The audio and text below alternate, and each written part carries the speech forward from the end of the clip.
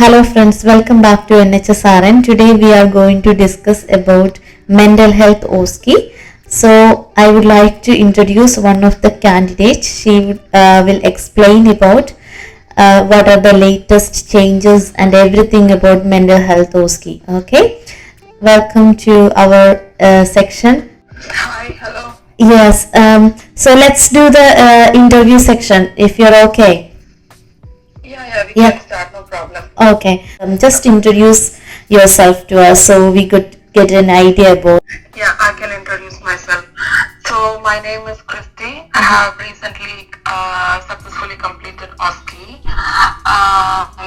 So, during the preparation of OSCE, I would tell that it is really a stressful and tough examination, and it's the final examination too in everyone who is arriving to UK.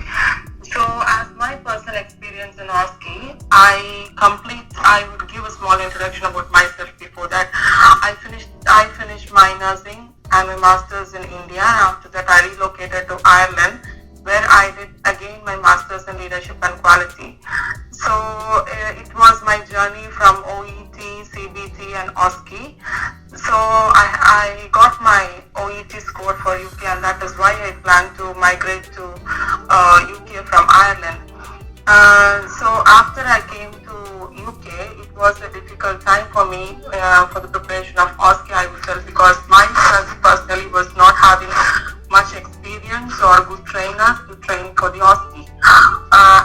Especially speaking about mental health OSCE, we don't have much experience, and we really don't know what the scenario is going to be for a candidate during the OSCE session or the OSCE examination. So I would tell they can prepare each and every candidate, and the trust are taking so much pains to get a candidate successfully through the OSCE exams. But it is not like adults, because we have a lot of trainers for adults and they know what is happening in the adult nursing examination.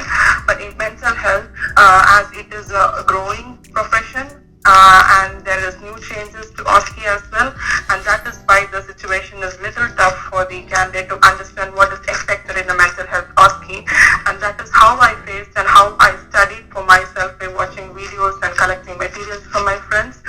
And thank you so much whoever helped me, but now I am ready to share my experience, and definitely it's going to be easy for a mental health nurse, and especially those who are doing the 6 stations, and I can guide them very well, and they will definitely pass in the OSCE, so you don't have to worry about that. Thank you so much, Christy, for giving a very good introduction, and welcome to UK. And very happy to see as a registered nurse in the UK, as a RMN in the UK. So thank you so much for your introduction. So how was your experience for CBT, and how did you prepare for CBT exam, and what are the challenges you go through? Okay, so talking about the CBT, I would tell that mental health CBT is having the highest percentage required for a candidate to pass, because I guess it is 69% for adults and 64% for midwife. I'm not sure about that, but it is in the 60s percentage. But coming to the mental health nurse, I would tell it would be 72%.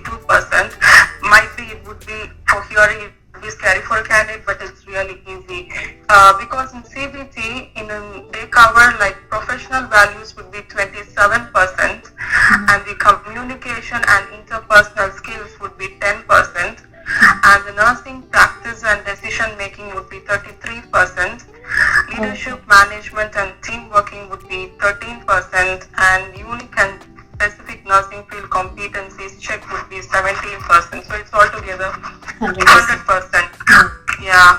And CBT OSCE, mainly a candidate should concentrate on specific areas that will make the candidate to score higher marks, and they can get through the CBT very well. So for example, we have the common skills of 6 C's, what we tell as care, compassion, commitment, courage, competence, and communication. So that is from that the candidate should start learning, and when we get to know about the CBT materials, if you take the mental health materials, because it is very easy to get the materials for now. When you check those materials,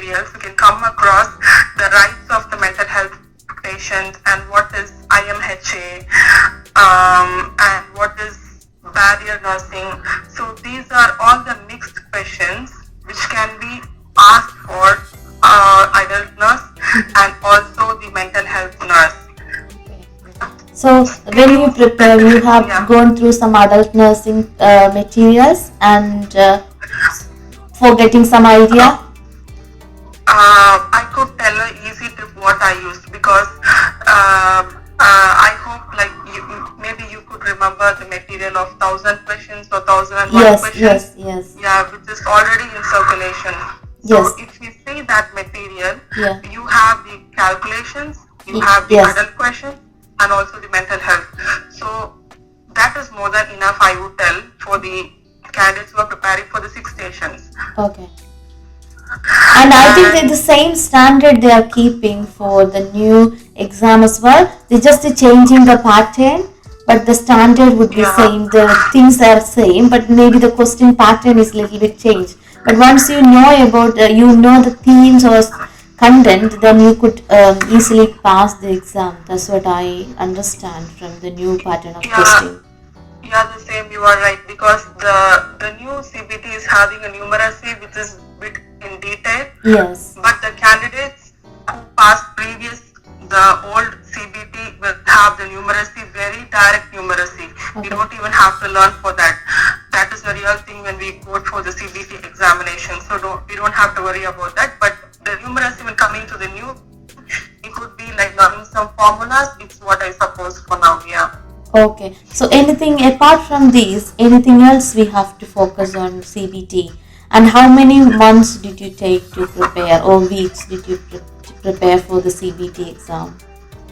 I would tell if the candidate is not at all confident and it is very new to the CBT and they are not from the mental health background, some will come like I just have a teaching experience, I don't have clinical experience. I have heard many telling that. So if they are in that kind, they can go for just 1 month of practice is more than enough. Yeah. Practicing all the PDF questions, not even leaving one. That's what I would suggest. And covering all the things because mental health is having, like sections. For example, sections, the DOLS Act. So all these things are the main areas the candidate who are doing mental health shouldn't leave. Okay, so that main sections are including MHA, barrier nursing, DOLS, safeguarding. Anything else you would say to focus on apart from the adult nursing bit?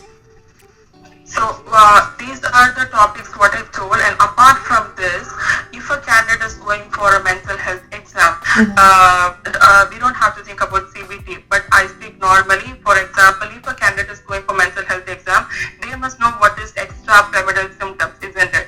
What is schizophrenia? So what is cluster A? What is cluster B? These are very, very basic questions what we study in the Bachelor of Nursing, isn't Okay. it? So Yes. all those questions. So you also need to important know about the disease conditions and some kind of treatment or medication, some basic things.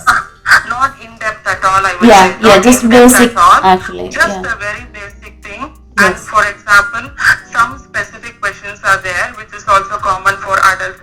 You may know like what is the antidote for this medication, what is the antidote for that medication, which is already given in the PDF. So Okay. that is alone enough, much enough for a CBT preparation. Okay, what I understand is that just go through the adult nursing PDF. Along with that, you have to go through these particular areas in depth. So then, and some basic knowledge about the common mental health psychiatric problems. Then you are good to go for your CBT exam. That's right.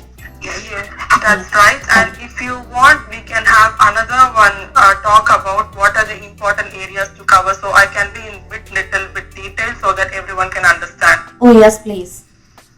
Yeah. So maybe now or maybe later I could tell that after getting the full topics to you. That'd Okay, be all right. that's fine. We can go on a separate separate section about it. That's fine. Yeah. So, so after you completed your CBT, what was the next step? Like, or what about the paperwork?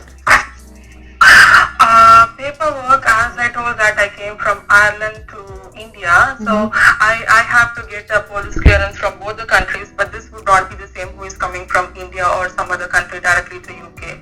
And the other things are like it is everything online and very direct procedure to UK. You are just going to submit everything. You're going to pay the NMC fees. All these what I'm telling is done before the CBT. Okay. You are going to pay the NMC fees. You're going to submit all the certificates. You're going to do the health check, and maybe for tuberculosis they will ask, and if you have taken any vaccines or submitting a health certificate from a registered doctor, Yeah. which you are not known before. So these are the very small things. It's very direct. You will submit it to the portal of the NMC, and Yes. then you will go to the CBT. So paperwork is crystal clear if you go through the portal, right? Yes, it is very clear. And if you have any doubts, you can just go through the readings which is there in the NMC, and there are each and every answers given there. Okay, that's great thing. So what about the next step was coming to UK and prepare for your the big exam, OSCE exam. So how was that? How was the experience about the OSCE? Yeah, because I was thinking that CBT would be the difficult part, but things changed when I landed up in UK because of no guidance at all. I would tell OSCE was very scary part for me, even though many told that mental health OSCE was